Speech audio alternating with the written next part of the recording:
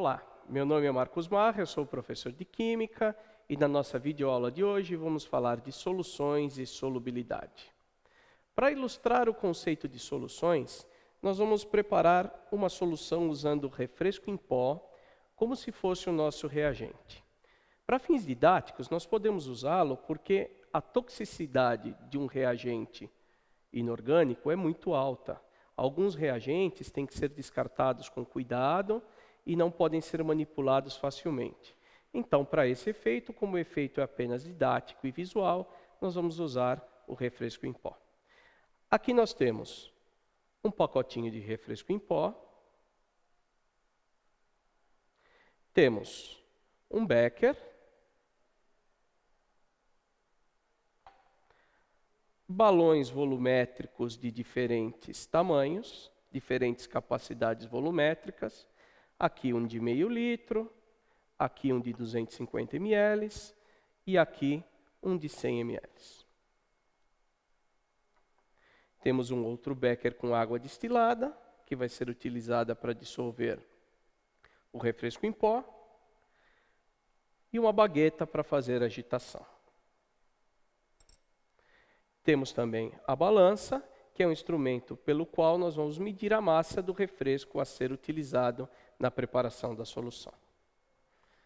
Inicialmente, vamos medir a massa do becker, zerar a balança e adicionar uma massa qualquer de refresco em pó. Utilizamos aproximadamente 8,39 gramas.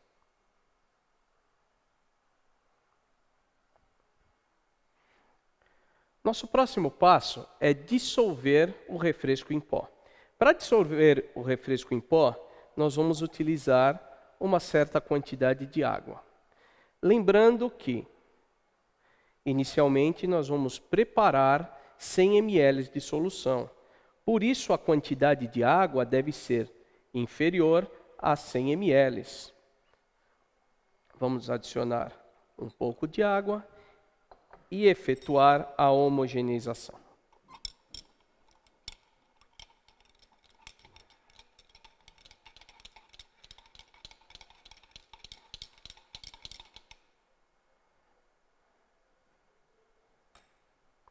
Agora, vamos transferir a solução feita para o balão volumétrico de 100 ml.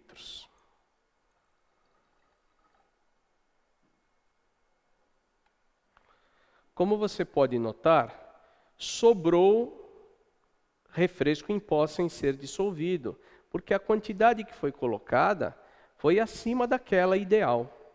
Nós devemos, então, adicionar um pouco mais de água, buscando dissolver esse excesso de pó.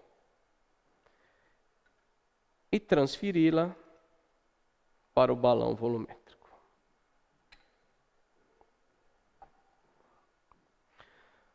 Como você pode perceber, o volume de 100 ml não foi atingido. No balão volumétrico, há um traço de aferição. É nesse ponto onde o volume marca exatamente 100 ml. Para que o volume atinja os 100 ml, nós vamos fazer o ajuste fino com a água no frasco lavador.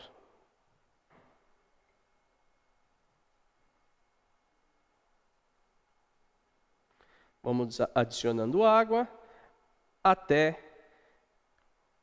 que o volume tangencie o traço de aferição. Pronto, temos preparado 100 ml de uma solução de refresco em pó. Vamos tampar o balão volumétrico, homogeneizá-lo, para que a nossa solução fique pronta. Conceitualmente, uma solução é formada por no mínimo 2 componentes. O soluto, que é aquilo que é dissolvido, e o solvente, que é aquilo que é utilizado para dissolver. Na nossa solução preparada, o pó de refresco teve o papel de soluto, enquanto a água destilada, o papel de solvente. No entanto, essa solução ela se encontra além daquilo que é desejado pelo fabricante. O fabricante desse suco indica que essa solução, pronta para beber, seja por volta de 7,5 gramas por litro. Nós pesamos cerca de 6,39 gramas de refresco em pó e elevamos o volume fazendo 100 ml de solução. No entanto, as especificações do fabricante indicam que deveria haver 7,5 gramas de refresco em pó para cada litro de solução. Nesse caso, a concentração dessa solução preparada está acima da indicada pelo fabricante.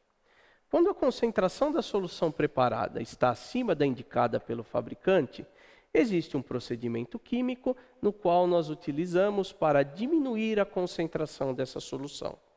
Esse procedimento é denominado diluição.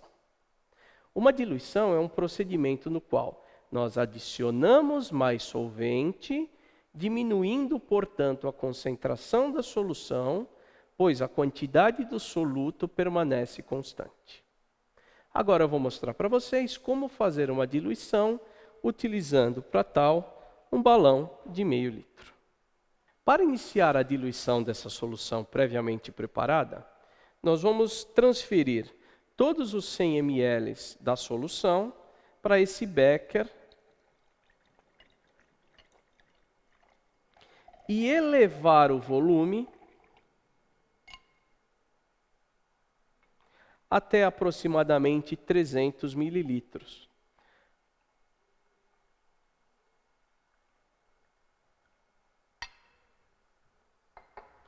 Vamos transferir todo o volume da nova solução que está sendo diluída para um balão volumétrico de meio litro.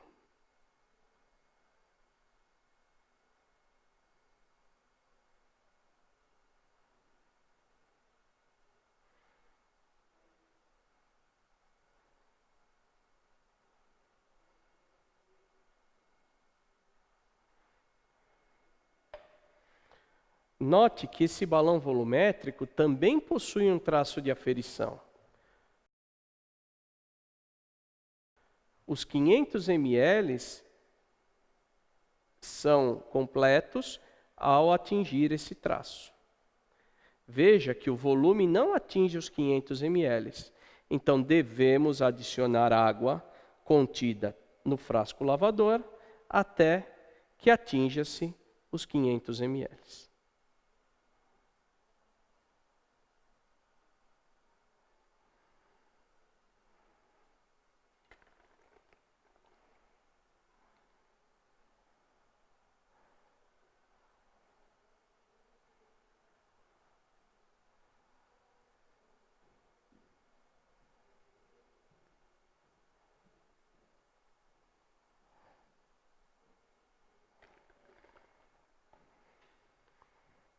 Após atingir o traço de aferição, temos o volume de 500 ml alcançado. Basta tampar o balão volumétrico e agora homogeneizar a solução para que ela fique pronta para ser usada. Esse processo é todo denominado diluição. Ao preparar uma dessas soluções de refresco em pó para beber em casa, conforme nós fizemos aqui, é muito comum que fique alguma quantidade de pó sem dissolver no líquido. Veja o que ocorreu na nossa solução.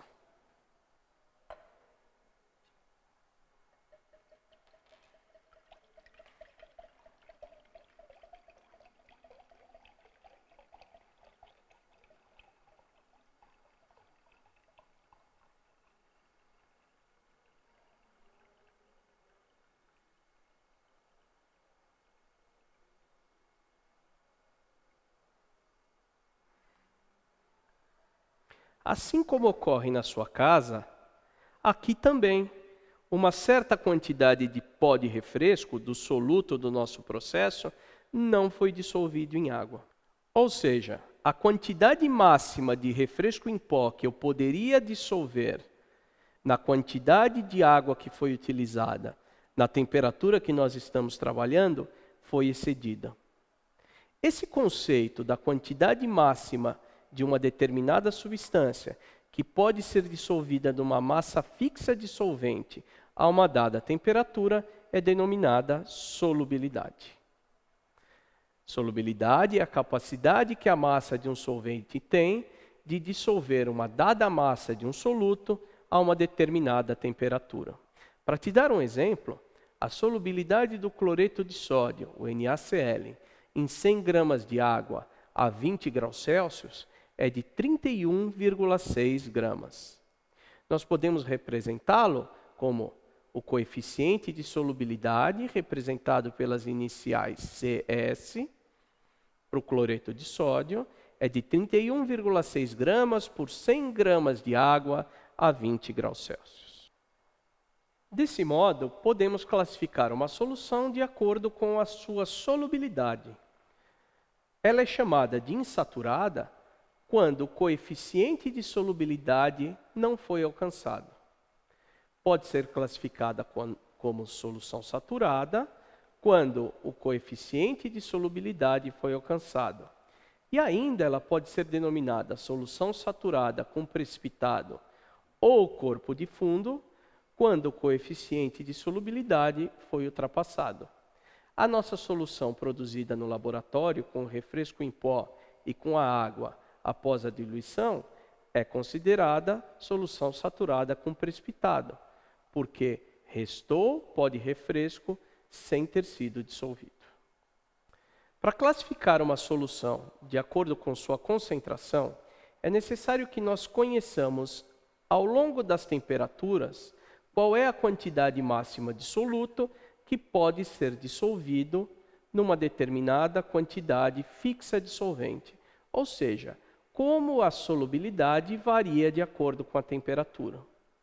Para isso, nós vamos aprender a construir a curva de solubilidade de uma determinada substância. No nosso caso, nós vamos aprender a construir a curva de solubilidade para o dicromato de potássio. Nesse tubo de ensaio, há 3 gramas de dicromato de potássio previamente pesados. Vamos adicionar 10 ml de água e preparar uma solução dissolvendo 3 gramas de dicromato em 10 ml de água. Vamos agitar, tentando dissolver essa massa nessa quantidade de água. Lembrando que o dicromato possui átomos de crômio altamente tóxicos. Você não deve descartar esse material diretamente na pia e deve destinar esse descarte de maneira adequada. Como você pode ver, a solução preparada é classificada como solução saturada com corpo de fundo, porque não conseguimos dissolver a massa numa quantidade fixa de solvente. Essa solução apresenta precipitado, mas a técnica para construção da curva de solubilidade passa por esse tipo de procedimento. Vamos colocar esse tubo de ensaio em banho-maria, ligar o bico de gás,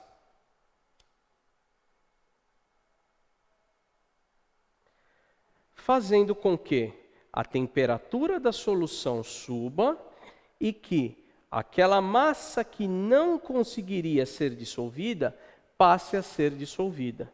O objetivo desse processo é transformar uma solução saturada com corpo de fundo numa solução insaturada. É conveniente manter a agitação da solução para facilitação da solubilização do soluto no solvente.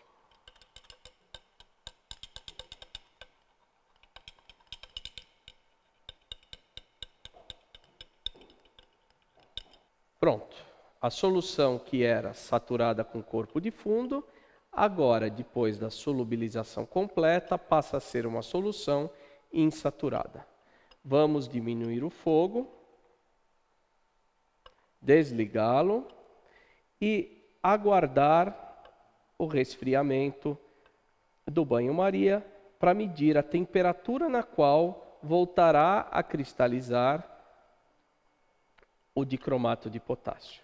Para que você verifique o que aconteceu depois do aquecimento, vamos retirar o tubo daqui rapidamente. Formou-se uma solução insaturada. Para agilizar o processo, você pode inclusive adicionar um pouquinho de água mais fria, pouco a pouco, para que ocorra o resfriamento da solução um pouco mais rapidamente. A partir desse momento, verifica-se a formação dos primeiros cristais de dicromato de potássio. Nesse ponto, verifica-se a temperatura, 30 graus Celsius. A solubilidade do dicromato de potássio é de 3 gramas a cada 10 gramas de água a 30 graus Celsius. Como você pode verificar, a solução agora não mais é insaturada, e sim saturada com corpo de fundo. O mesmo procedimento experimental foi repetido por mais 6 vezes, obtendo-se os seguintes resultados. A partir desses resultados, nós podemos construir a curva de solubilidade para o dicromato do potássio em água. Lembrando que o nosso experimento foi feito com 10 gramas de água. Por isso, para 100 gramas de água, que é o nosso padrão, nós vamos multiplicar toda a massa de dicromato por 10. Para a construção do gráfico da solubilidade do dicromato de potássio em água, vamos estudar a variação da solubilidade, ou seja, a quantidade máxima em massa de dicromato de potássio que pode ser dissolvida em 100 gramas de água em função das temperaturas estudadas. Normalmente, o gráfico de solubilidade é construído utilizando-se 100 gramas de água como referência. Para que a visualização do gráfico seja adequada, vamos dividir o eixo das ordenadas, que indica a solubilidade, de 10 em 10 gramas, e o eixo das abscissas, que indica a temperatura, de 10 em 10 graus Celsius. Agora, vamos distribuir os pontos coletados nos experimentos de laboratório no plano cartesiano. Lembrando que, do ponto de vista geométrico, um ponto é uma intersecção entre duas retas perpendiculares. A 0 graus Celsius, 4,9 grama. A 10 graus Celsius, 10 gramas. A 30 graus Celsius, 30 gramas. A 40 graus Celsius, 35 gramas. A 50 graus Celsius, 38 gramas. A 70 graus Celsius, 56 gramas. A 90 graus Celsius, 80 gramas. Com os pontos obtidos marcados no gráfico, pode-se traçar uma reta média entre eles, que será definida, nesse caso, como a curva de solubilidade do dicromato de potássio em água. Note que uma reta média nem sempre passa sobre todos os pontos. As soluções cujos pontos encontram-se na área abaixo da curva de solubilidade configuram soluções insaturadas. As soluções cujos pontos encontram-se fazendo parte da curva de solubilidade configuram soluções saturadas. E, finalmente, as soluções cujos pontos encontram-se acima da curva de solubilidade representam soluções saturadas com corpo de fundo ou precipitado. Como você pode perceber, a temperatura influencia sempre a solubilidade de um determinado soluto numa determinada quantidade de solvente. Quando a solubilidade do soluto aumenta com o aumento da temperatura, dizemos que a dissolução é endotérmica. Do contrário, quando a solubilidade do soluto diminui com o aumento da temperatura, dizemos que a dissolução é exotérmica. No nosso caso, o dicromato de potássio apresenta uma dissolução do tipo endotérmica. Quanto maior a temperatura, maior a solubilidade. No caso da solubilidade de um sólido num líquido, podem ocorrer variações no tipo de dissolução, endotérmica ou exotérmica. No entanto, no caso da solubilidade de gases em líquidos, a solubilização é sempre exotérmica, ou seja, quanto maior a temperatura, menor a solubilidade de um gás num líquido. Ainda tratando-se de solubilidade de gases em líquidos, temos um outro fator importante que é a pressão. A variação da pressão é diretamente proporcional à solubilidade de um soluto gasoso em um solvente líquido. Ou seja, quanto maior a pressão do sistema, maior será a solubilidade. Quanto menor a pressão do sistema, menor será a solubilidade. Para provar a influência da pressão na solubilidade de um soluto gasoso em um líquido, nós vamos utilizar um refrigerante, que é uma solução contendo gás carbônico. Você pode notar que numa determinada pressão exercida pelo êmbolo da seringa, eu tenho uma certa quantidade de gás dissolvida no refrigerante. Se eu aliviar a pressão, ou seja, se eu diminuir a pressão, a solubilidade também vai diminuir. Você pode notar que puxando o êmbolo da seringa, a solubilidade do gás diminui, ou seja, o gás vai sendo retirado da solução.